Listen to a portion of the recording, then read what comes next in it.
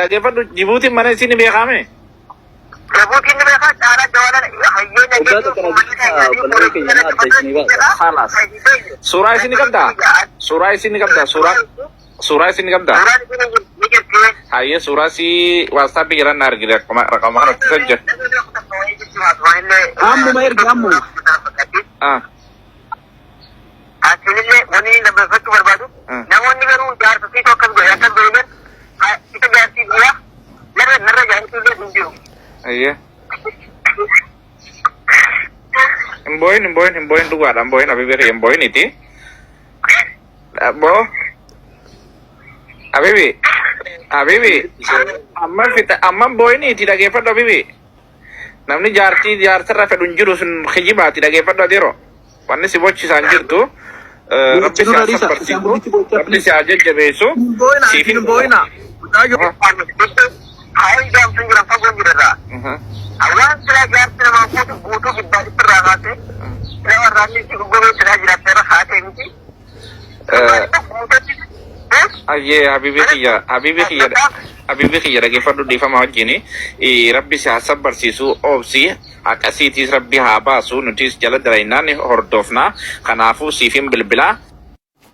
Assalaamu alaykum warahmatullahi wabarakatuh. Akka laayivii kanarraa hubadhetti jettiin kan Rabbi si haraaramu obboleettiin teenna Rabbiin firdoosidha alaa caffee jannataa keessa ilmaan isii wajjin haa jiraachisu. Abbaan manaa isii dalagaa biraa deemee waan isii barbaachisu hunda guutee fi akka jedhe gurra keessan dhageessaniirta. Namoonni hedduun abbaa manaa asanitti duulee jechuudha odoo nu batin. Inna abbaan manaas isiin ilmoo lama garaa qabdi jennaan bira taa'uu hin danda'a namni biyya ormaa keessa rakkina jira hojii deeme. Ergasii dhukkubsattee jennaan haakima dhaqxee. Viidiyoo kanarraa akkuma hubattanitti dhugaa Rabbii waan baay'ee garaa nama nyaatuu fi waan baay'ee nama gaddisiisu siniin jedha. Ilmi namaa kun akkam akka garaa jabaateetoo bineensa walitti ta'u akkam akka garaa jabaateetoo dabarsee du'atti lubbuu lama dubartii keessattuu dubartii dabarsee du'atti laatu. Viidiyoo kanarraa wanti nani hubadhe mucaan kun haadha manaasaa ulfadha. Egaa ishiin boqotteetti fuula Rabbii deemteetti araarama ishii dhafaa godhu waaqayyo fuula isaa mootummaa isaatti ishee agashu waan biraa waan jennu hin qabnu. Obboleessi kun hojiidhaaf biraa deeme haadha manaasaa kana gatee jechaadha. Ishiin dhukkubsattee mana yaala dhatte goddanyaa isaanitti goddanyaa ishiitti kan isaatti jechaadha dhaqxe. Yeroo dhuma ishiin ciniinsifattu kun dubartiidha waan ta'eef maali yoo mana yaalaa geessan? Okay, mana yaalaa yoo geessu baatan abbaa manaa sanitti hin dawwalanii abbaa manaatti dawwalanii too'i abbaan manaa sun mana yaalaa hin geeffata sila. Maali ijoollee ammam akka nu ofii keenya Oromoon kun garaa walitti jabaanneto du'atti dabarsinee wallaannu sin gaafata guyyaa tokko dhugaa waaqayyoo hin gaafatamtu. Micaa'oon kun ulfa guutuudha. Ciniinsifattee dubartiin tokko ciniinsifattee hoggasuma kan duutu miti. Yoo ciniinsifatte namni torbee lama torbee tokko iyyuu ciniinsifachuu danda'a. Dura hin deenye yoo ta'e ciniinsifachirra turuu danda'a ciniinsuun hoggaasaniif mana yaalaa otoo qaqqabdee hin deessi. Maal taatetu du'aa ishii immoo kee duute iyyuu erga duute immoo ittiin himanii koottu fudhadhu jedhanii maalanii gottotanii alatti gadi gatan. Ijoollee ilmi namaa kun sareedhayi. Sareedhayi. Namarraa uumamneetu saree walitti taane barra. Saree walitti taane. Dhugaa Rabbii baay'ee tokkoon gaddeechaa. Nama ta'uu kootti baay'ee na gaddisiise. Hiriyaa jechuun waliif kafana ennaan akkasittiin gaafa rakkoo baqatanii mana isaa dhaqan du'atti dabarsee laate jechaadha. Maaliif maqaa wal nyaachuu nama naga'u Oromoo jedhu kaarra Oromoon akkasitti akkas godhe. Anormi nu ajjeesu hin ga'u hanganaa immoo dabarsitanii ofiif du'aa wallaattan. Ani dhugaa Rabbii baay'ee tokko na gaddisiise jechaadha. Baay'ee tokko gadde.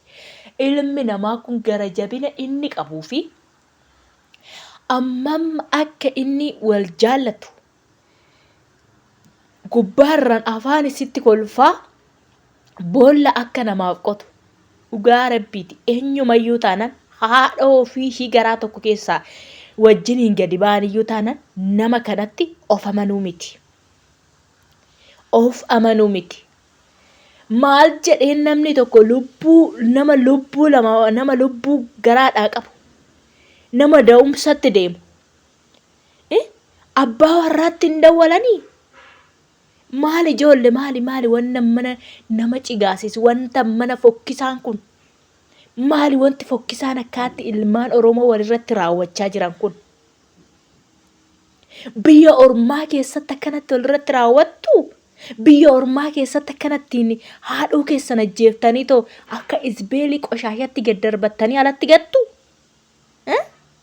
Harki har'a ajjeese kun harki har'a qabeetu gadi ishii obboleettii kana darbate kun qunnaa ittiin obboleettii kanaaf safarteen in safaratta abbaan mica'oo kana ajjeefte waan ammayyuu taanaan dhugaa mica'oo kanaa hin dhoksin. Ishiin deemteetti hin dhageessu akka kamiyyuu yoo ta'e. Biyya lafaa kanarra dabarte firee ishiillee hin arganne obboleettiin kuni. Garuu warri dhugaa ishii dhoksan immoo waan mica'oon kun ittiin duute eenyumtuu hin beeku. Ni dhoksaa keessatti argu.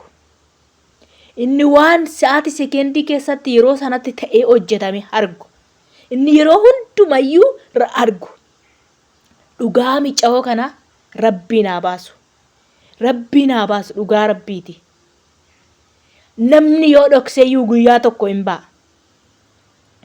Boolla namaa qottetti ofii awwaallamuunis hin jira. Mica'oo kana ulfa dubartii da'umsaa deemtu dubartii jechaan dubartiis ta'e dhiiras ta'e harki mica'oo kana ajjeese dhugumatti yoo jiraate in argatta qunnaa kee. Isuma ishiidha safartatanii ofii keetiillee safaratta. Sis immoo dabarseetuma harkuma namaatti silaata.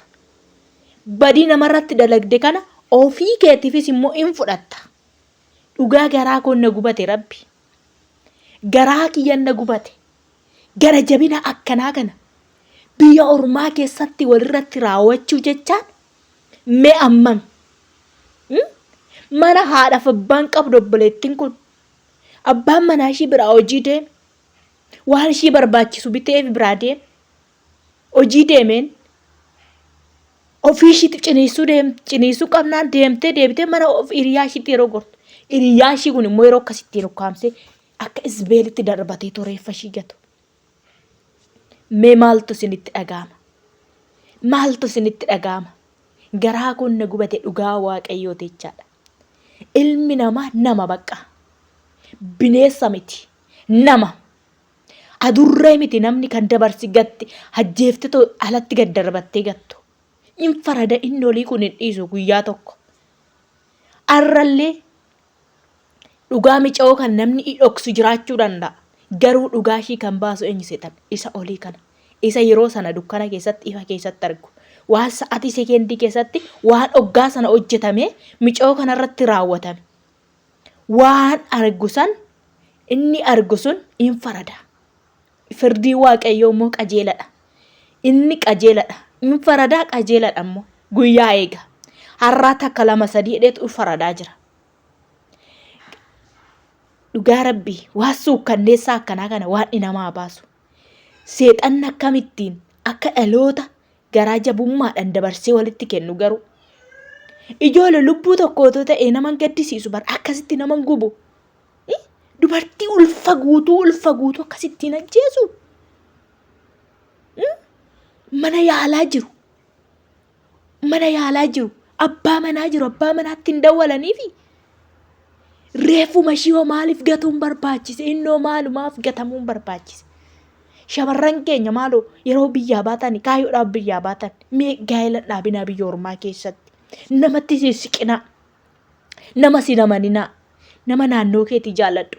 Lammaffaa mucaan kun akka irraa hubadhetti badiinni qabu argine jechaadha. Sagalee isaa irratti liifirra taa'ee yeroo naasa'u. Inni hojii dhafan biraa deeme jedhee hin boo'a jechaadha. Kanaafuu warri garaa jabinaa irratti raawwate garuu guyyaa tokko firdii isaan argata siniin jedha. Egaa isinitti hin baay'isu baay'een haaree jira. Hordoftoota chaanaalii kootii warroonni maatinaaf hin taane maatiin haa ta'a galatooma.